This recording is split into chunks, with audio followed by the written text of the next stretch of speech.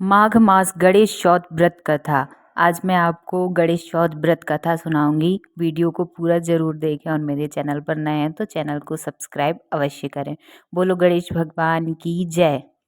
पार्वती जी बोली, पुत्र माघ में किस गणेश का पूजन तथा क्या भोजन करना चाहिए। श्री गणेश जी बोले, माँ इस मास में भाल चंद्र की 16 पचार से उससे पूजा करें, तिल के 10 लड्डुओं का भोग लगावें तथा अपनी शक्ति के अनुसार ही दक्षिणा दें और 10 लड्डू स्वयं खावें। सतयुग में हरिश्चंद्र नामक एक धर्मात्मा साधु सेवा सत्यवादी राजा था। उसके राज्य में कोई दुख ना था। इसी राज्य में ऋषि शर्मा ब्राह्मण रहते थे। उनके एक पुत्र पैदा हुआ और वह कुछ समय बाद ब्राह्मण की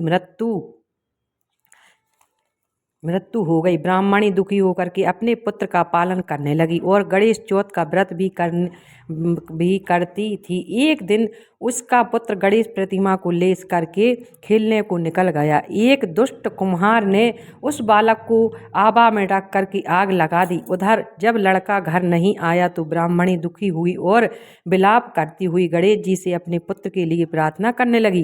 कहने लगी कि हे अनाथों के नाथ, मेरी रक्षा करो, मैं आपकी शरण में हूँ। इस प्रकार रात भर विलाप करती रही।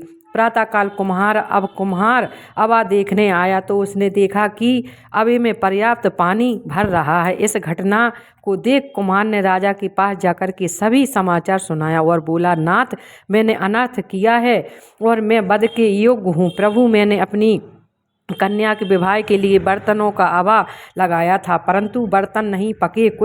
मुझे एक चेटक जानने वाले ने बताया कि तुम किसी बालक की बलि दे दो तो तुम्हारा आवा पक जाएगा। सो मैंने इस बालक की बलि दी, परंतु अब इस आवे में जल भर गया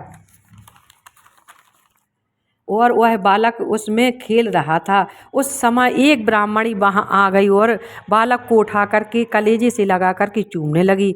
इसी समय राजा हरिश्चंद्र बोले, ब्राह्मणी, तेरा बालक अग्नि में भस्म क्यों नहीं हुआ है? ऐसा कौन सा व्रत तप योग करती है? ब्राह्मणी बोली, महाराज, मैं कोई भी विद्या नहीं जानती हूँ और ना कोई तप करती हूँ। मैं संकट नाशक गणेश चौथ का व्रत करती हूँ। इसी व्रत के प्रभाव से मेरा पुत्र कुशल पूर्वक है। राजा बोले, आज से मेरी प्रजा भी इसी व्रत को करे। समस्त नगरवासी गणेश जी का व्रत करने लगे। श्री कृष्ण जी बोले, धर्मराज, तुम भी इस व्रत को करो। इस व्रत के प्रभाव से तुम्हारे सभी मनोरथ पूर्ण होंगे और शत्रुओं पर विजय पाओगे। दुष्टों ने इस व्रत को कर अपना राज्य प्राप्त किया। बोलो गणेश भगवान की जय।